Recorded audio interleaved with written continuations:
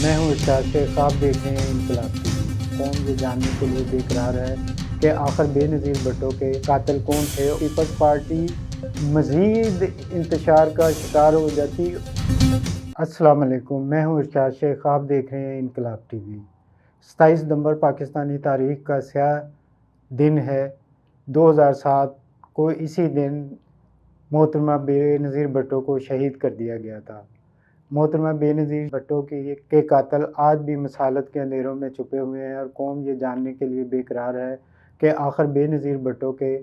قاتل کون تھے، اور وہ انصاف کے کٹہرے میں 16 سال گزرنے کے باوجود بھی کیوں نہ آ سکے، جبکہ 2008 میں پیپلز پارٹی کی حکومت بنی اور ان کے شوہر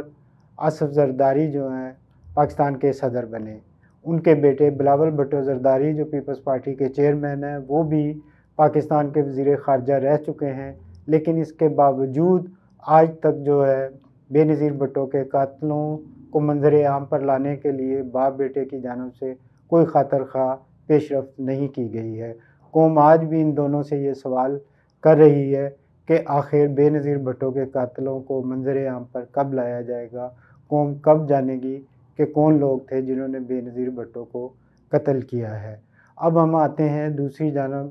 کہ انتخابات کا پہلا مرحلہ کاغذات نامزدگی جمع کرانے کے بعد اب ان کی جانچ پڑتال کا سلسلہ جاری ہے۔ لاہور سے 3 سابق وزرائے اعظم نے کاغذات نامزدگی جمع کروائے تھے، جن میں سے 2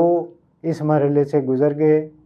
سابق وزیر اعظم میاں محمد نواز شریف اور سابق وزیر اعظم میاں شہباز شریف، جبکہ میاں شہباز شریف کے صاحبزادے سابق وزیر اعلیٰ پنجاب حمزہ شہباز شریف بھی اس مرحلے سے گزر گئے ہیں۔ لیکن سابق وزیر اعظم عمران خان جن کے کاغذ NA 122 سے جمع ہوئے ہیں، ان پر نون لیگ کے میاں نصیر نے اعتراضات اٹھا دیے ہیں۔ اسی طرح بلاول بھٹو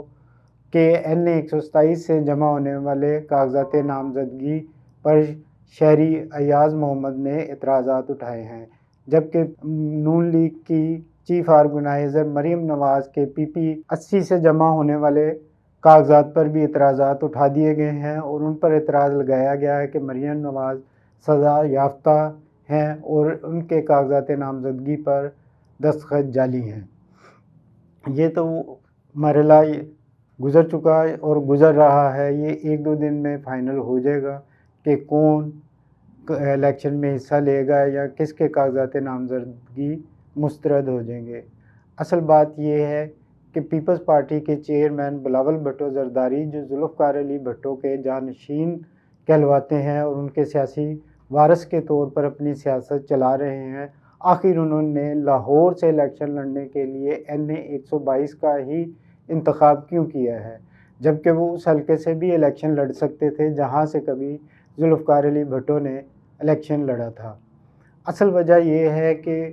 پیپلز پارٹی کی اصل اسٹرینگتھ یا طاقت اس وقت لاہور میں صرف NA 122 میں ہے، اور NA 122 میں اتنے امیدوار پیپلز پارٹی کے سامنے آ گئے تھے کہ اس وقت جو پنجاب کے نگران وزیر اطلاعات ہیں عامر میر، اور معروف صحافی حامد میر کے بھائی فیصل میر بھی اسی حلقے سے قومی اسمبلی کا الیکشن لڑنا چاہ رہے تھے۔ دوسری جانب چودھری اسلم گل بھی اسی حلقے سے قومی اسمبلی کا الیکشن لڑنا چاہ رہے تھے، اور دیگر جو لوگ ہیں وہ بھی اس حلقے سے الیکشن لڑنا چاہ رہے تھے، اور یہ 3 امیدوار اس طرح آمنے سامنے آ گئے تھے کہ لڑائی جھگڑے شروع ہو گئے تھے۔ اگر یہاں سے کسی ایک کو ٹکٹ ملتا تو پیپلز پارٹی مزید انتشار کا شکار ہو جاتی، اور لاہور میں اگر اس کی کوئی تھوڑی بہت ساکھ بچی ہوئی ہے وہ بھی ختم ہو جاتی۔ یہی وجہ ہے کہ پارٹی کو اختلافات سے بچانے کے لیے بلاول بھٹو زرداری جو خود NA 128 سے الیکشن لڑنے کے خواہش مند تھے، کارکنوں کے دباؤ پر اور صورتحال کو بھانپتے ہوئے NA 122 سے الیکشن میں حصہ لے رہے ہیں۔ اس کے ساتھ ہی اجازت دیجیے، خدا حافظ۔